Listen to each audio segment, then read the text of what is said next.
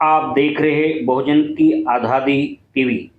यह संकल्प भूमि का यह कार्यक्रम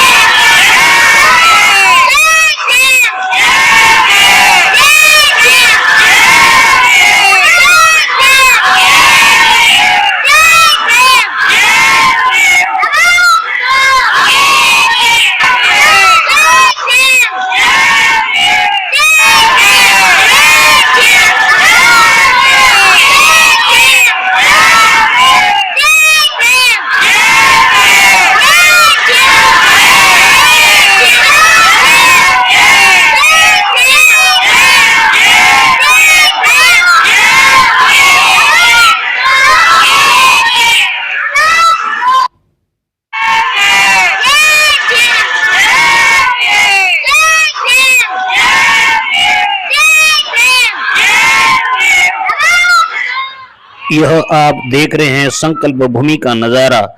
समता सैनिक दल के साथ में लोगों ने सलामी दी है। यह कार्यक्रम आपको दिखाया जा रहा है। यह संकल्प भूमि बड़ौदा शहर का कार्यक्रम है। यह कार्यक्रम इस देश के हर एक नागरिक के जीवन में एक ऐसा मोड़ लाने वाला यह कार्यक्रम है जहां डॉक्टर बाबा साहब अम्बेडकर जी ने यहाँ संकल्प कर लिया था।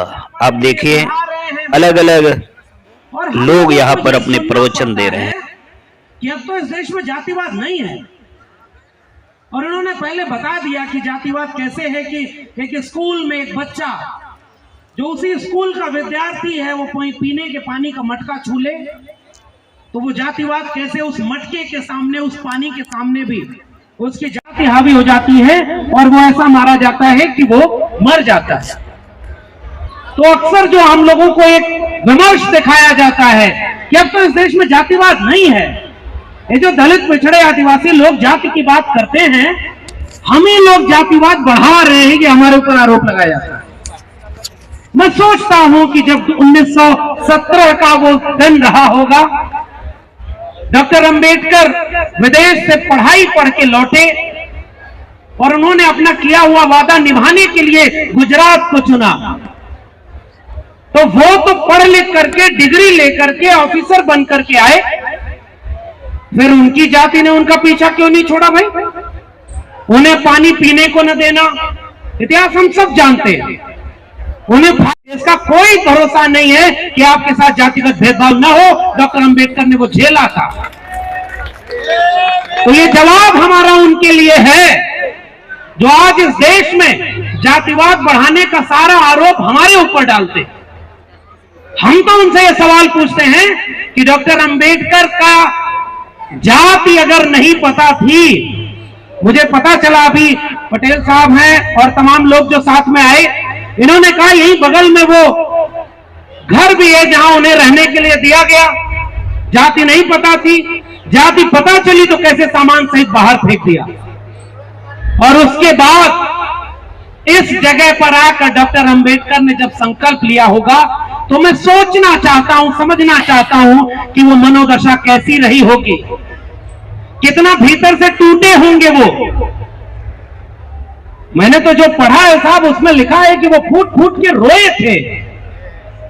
वो फूट फूट के रोए थे कि मैं इतना पढ़ने लिखने के बाद, और हमें कोई ऐसा वाकया नहीं मिलता कि जब विदेश में डॉक्टर अंबेडकर पढ़ने गए तो वहां कोई जातिवाद हुआ हो।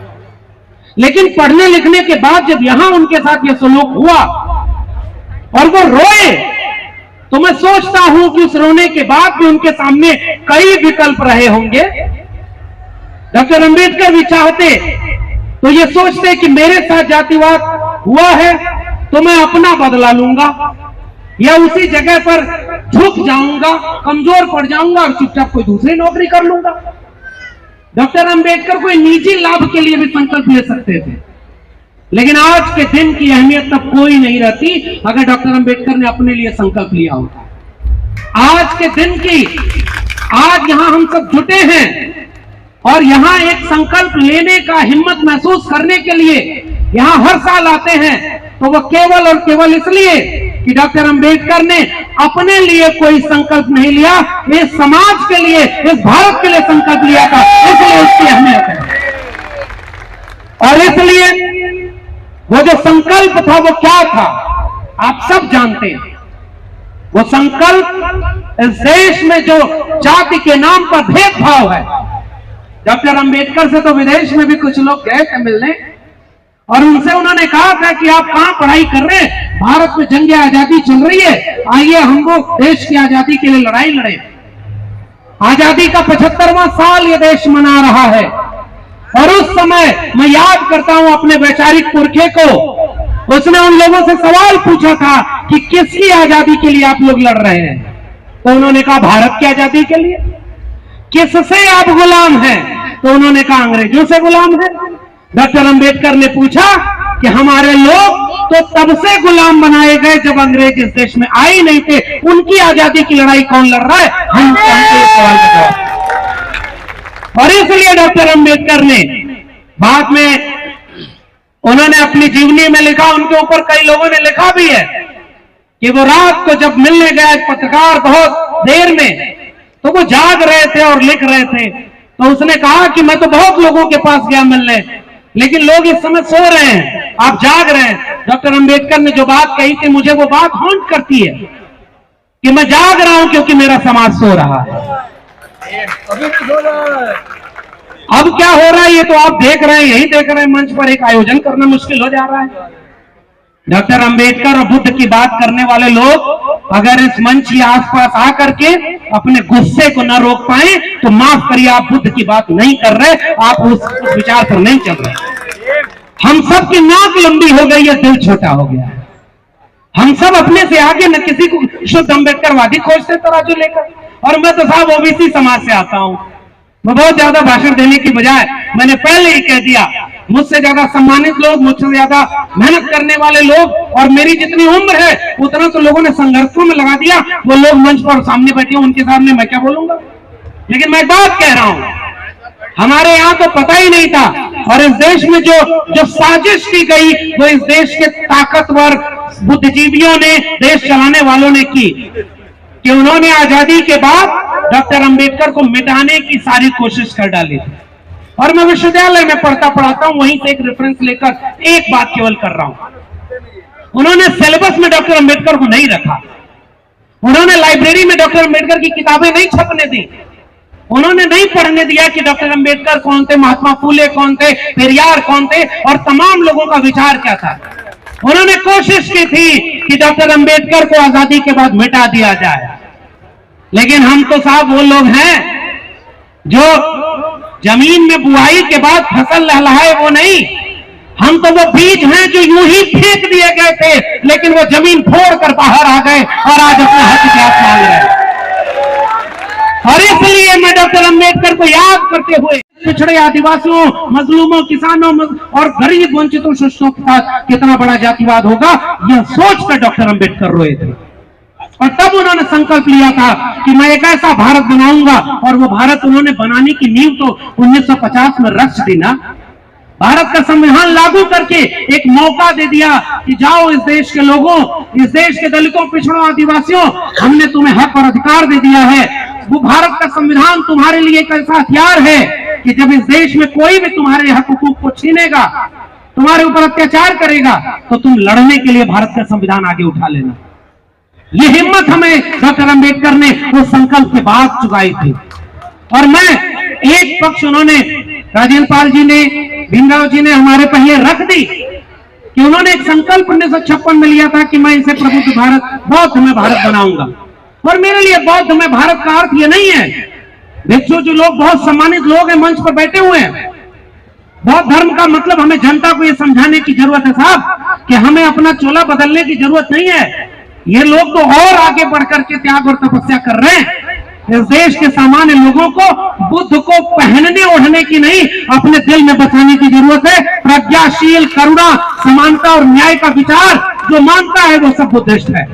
और मेरे लिए बुद्ध एक विचार का नाम है, मेरे लिए बुद्ध एक दर्शन का नाम है, और मैं चाहता हूं कि मैं उनके दर्शन और विचार को थोड़ा सा जी सकूं।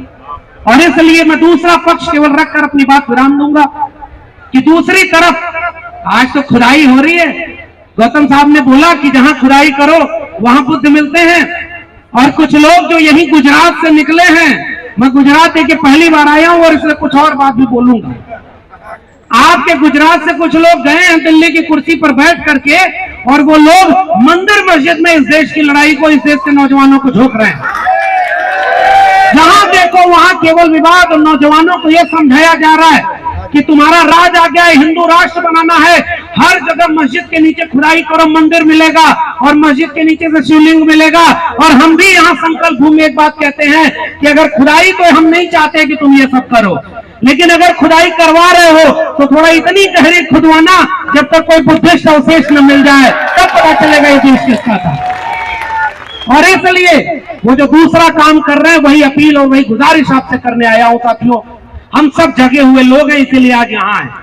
हम लोग अगर जागरूक लोग ना होते, बाबा साहब और बुद्धा को मानने वाले लोग ना होते, तो आज कहीं कांवड़ हो रहे होते, किसी धार्मिक कार्यक्रम में होते। लेकिन आज हम यहाँ हैं तो हम जागरूक हैं। और इसलिए मैं आखिरी बात कह के जा रहा हूं कि जो हमला हमारे ऊपर हो रहा है, बहुत बातें होंगी, और कहीं ऐसा ना हो जाए कि आप लोग भी केवल औपचारिकता निभाने के लिए यहाँ आए और कल से फिर हम लोग भी अपने काम में लग जाएं। संकल्प अगर मुझे लेना होगा तो मैं क्या संकल्प लूंगा? मैं इस मौके का केवल एक इस्तेमाल करना चाहता हूं। वो संकल्प ये होगा कि डॉक्टर अंबेडकर ने जो ख्वाब देखा था उसमें सबको शिक्षा मिले, ये सबसे पहले ख्वाब था। शिक्षा कौन सी? डिग्री वाली नहीं। उन्होंने कहा शिक्षा वो शेरनी का दूध है, जो पिएगा वो दहाड़ेगा, वो वाली शिक्षा। और इसलिए मैं कह रहा हूं आज इस देश में शिक्षा को बर्बाद किया जा चुका है। और मैं विश्वविद्यालय में पढ़ने पढ़ाने वाला एक विद्यार्थी, एक शिक्षक आपके सामने, आपके साथ एक संकल्प लेना चाहता हूं। कल्पना करिए अगर इस देश के स्कूल, कॉलेज, विश्वविद्यालय बर्बाद हो गए तो हमारे बच्चों का क्या होगा? क्या हम बाबा साहब के सपनों को पूरा कर पाएंगे? जब उन्हें शिक्षा ही नहीं मिलेगी, रोजगार नहीं मिलेगा, तो कल को कोई भी उन्हें दंगाई बना लेगा। अगर हमारे मिशन मूवमेंट में शिक्षा को बचाने का सवाल नहीं शामिल है, रोजगार का सवाल नहीं शामिल है, और भारत के संविधान और मंडल कमीशन, ओबीसी समाज के लोग, कल तक उनको कहा जाता था कि वो सारे कांवड़ हो रहे हैं, और जब मैंने इतिहास पढ़ा तो कहा नहीं साहब, 1948 में बैकवर्ड क्लासेस लीग का अधिवेशन लखनऊ में होता है, और उसकी अध्यक्षता करने के लिए पिछड़े समाज के लोगों ने बाबा साहब अम्बेडकर को लखनऊ बुलाया था। तब मैं देखता हूं कि हम तो पहले से ही एकजुट रहे हैं। बाबा साहब के गुरु तीसरे थे वो ज्योतिबा फूले, उस किसान कुनबी जाति के, शाहू जी महाराज ओबीसी जाति के। हमें दूसरा संकल्प ये लेना है कि हम इस देश के नौजवानों को, जब भारत 100 साल पूरा होगा, आजादी के 100 साल पूरे होंगे, तो हमसे लोग पूछेंगे कि आपके सामने भारत का संविधान भी लागू था, थोड़ी सरकारी शिक्षा थी, थोड़ी सरकारी जमीनें थी, थोड़ा भारत का संविधान और मंडल कमीशन भी लागू था। 25 साल बाद कहीं ऐसा न हो जाए कि हमारे आंखों के सामने देखते देखते भारत का संविधान खत्म हो जाए और शिक्षा खत्म हो जाए, रोजगार खत्म हो जाए। इसलिए मैं यहाँ एक संकल्प लेना चाहता हूँ कि डॉक्टर अंबेडकर, बिरसा, फूले, पेरियार और तथागत बुद्ध तक की जो मेरी वैचारिक विरासत है, मैं उस विरासत को अपनी आने वाली पीढ़ियों तक ले जाने की कोशिश करता रहूंगा। शिक्षा और रोजगार को, भारत के संविधान को बचाने के लिए जब तक सांस बाकी है, एकजुट होकर के जाति से जमात की तरफ वाला जो मिशन है उसको लेकर के 90% वंचित शोषित लोगों का भारत, जो सबसे बड़ा राष्ट्रवाद है इस देश के दलित, पिछड़े, आदिवासी ही कर रहे हैं। हमारे पुरखों ने इस देश को बनाया है और हमें ही इस देश से बाहर किया जा रहा है। आइए संकल्प लें कि हम सब अपने नाक को छोटी करेंगे, दिल को बड़ा करेंगे, जाति से जमात की तरफ बढ़ेंगे और 90% लोग एकजुट होकर के इस देश में भारत का संविधान, मंडल कमीशन और तथागत बुद्ध से लेकर के बाद तक की जो विरासत है, वैचारिक विरासत, उसको लागू करेंगे। वरना आने वाली पीढ़ियां हमसे पूछेंगी कि जब सब बर्बाद हो रहा था तो तुम क्या कर रहे थे। मैं एक सवाल उनसे पूछूंगा कि मैं उस बर्बाद होने के सामने आंख में आंख डाल करके अपने समय के जालिमों से कह रहा था कि मैं बिरसा फुले अम्बेडकर का वारिस, भारत का संविधान और मॉडल कमीशन बचाने की लड़ाई में शामिल था। बहुत बहुत धन्यवाद। जय भीम, जय मंडल, संविधान जिंदाबाद, उल गुलाम जिंदाबाद, इंकलाब जिंदाबाद। धन्यवाद प्रोफेसर लक्ष्मण यादव।